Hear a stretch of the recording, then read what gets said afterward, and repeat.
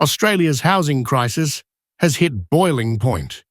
Families are desperate for affordable homes, and investors are watching a market that's tighter than it's ever been. But what if there was a simple tax tweak that could unlock thousands of properties almost overnight? Well, one expert says that solution already exists, and he's urging the Prime Minister to take it seriously.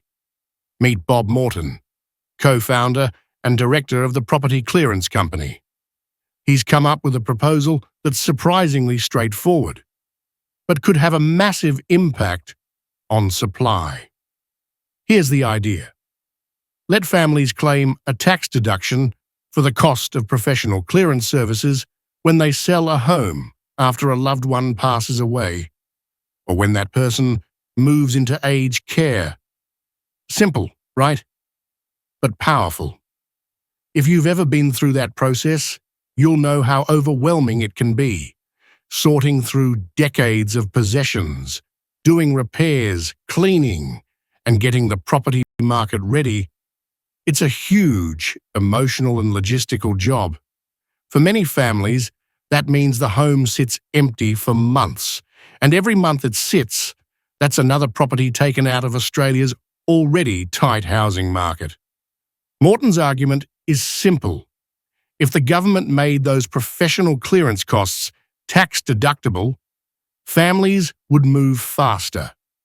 They'd hire professionals to step in, handle everything respectfully, and get that property ready for sale in weeks, not months. These clearance teams don't just toss things out. They catalogue and value every item, making sure possessions are managed carefully. Morton says it's the fastest and most respectful way to do it. Families get closure, disputes are avoided, and valuable homes make their way back to the market sooner, in better condition too. And from an investor's perspective, this could be a game changer.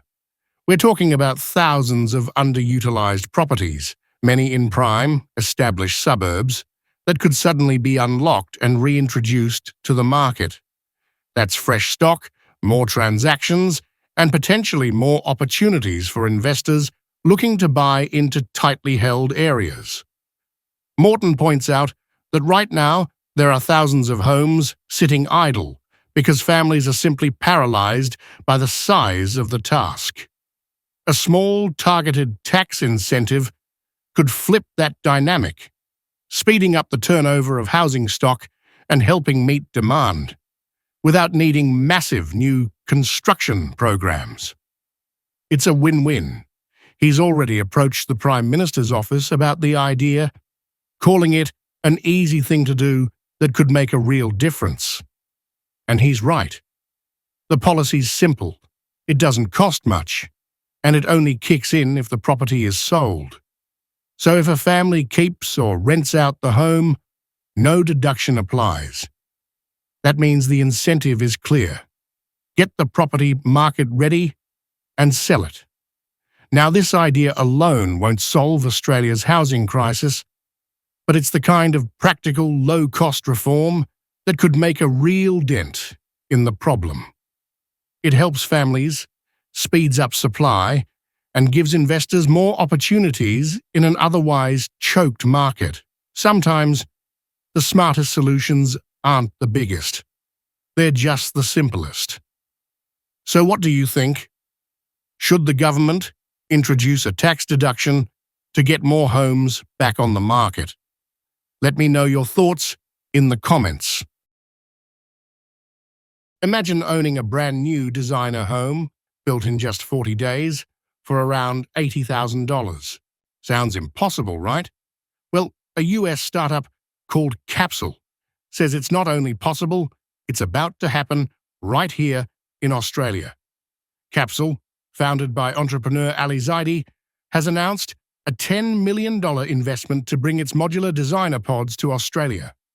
Each one is built off-site in a controlled facility, complete with a kitchen, bathroom, flooring, and even solar-ready wiring, and then delivered to your land, ready to move in.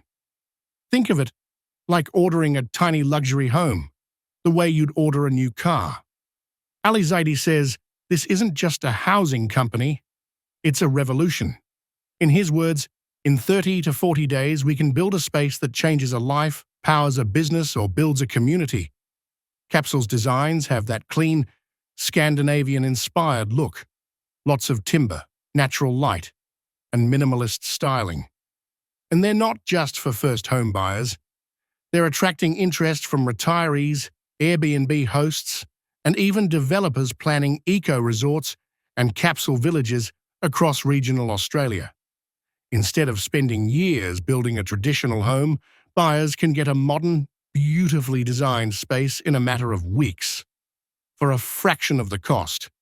But not everyone's calling it a magic fix. Melbourne buyers advocate and mortgage broker Madeline Roberts says modular homes aren't a silver bullet, but they could still make a real difference. It's not the whole solution, she says, but it's part of it.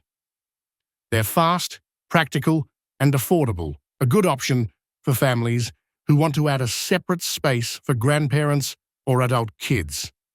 The problem, though, isn't the homes, it's the rules. Planning and zoning laws are still a major barrier, especially in states like Victoria, where modular homes are treated exactly the same as traditional builds. Even if it's built in a factory, you still need the same permits, compliance checks, and approvals, and that can take months. Queensland's system is a bit more flexible.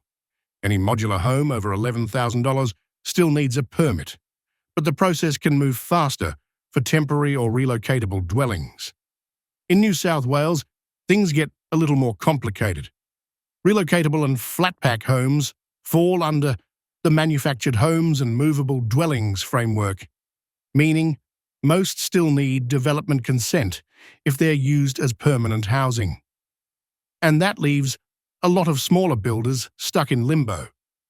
If it's on wheels, it can sometimes bypass approval, Ms. Roberts explains, but once you hook up plumbing, you're back to full compliance. South Australia follows similar rules too, requiring modular projects to meet all the same energy, fire, and safety standards as a normal home. So while modular homes are technically ready, the system around them is still catching up. Mortgage broker Rebecca Stella says, despite those hurdles, modular living is quickly gaining momentum, especially as governments start relaxing rules for secondary dwellings and backyard homes. People are rethinking what they really need, she says. These homes are cheaper, faster, and more sustainable, and they'll only get better as regulations catch up. Victoria's new reforms are a big example. They now allow small backyard homes without a full planning permit. If you can add one of these to your backyard without going through months of paperwork, Stella says, that's huge. It opens the door for families, downsizers, or young adults who want to stay close to home, but still have their own space.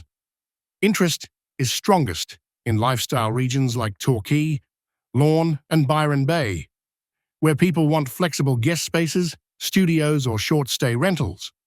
And while a 100K home won't solve the housing crisis overnight, Stella says it highlights something important. People want freedom and affordability, and this points in that direction. At the end of the day, Capsule's 40-day homes might not be the final answer, but they do show just how hungry Australians are for new ideas. As housing costs rise and red tape slows construction, maybe innovation, not tradition, is the key to unlocking the dream of home ownership again. So what do you think? Would you live in an $80,000 modular home if it meant getting your foot in the market faster? Let me know in the comments. And don't forget to like and subscribe for more stories about Australia's property future.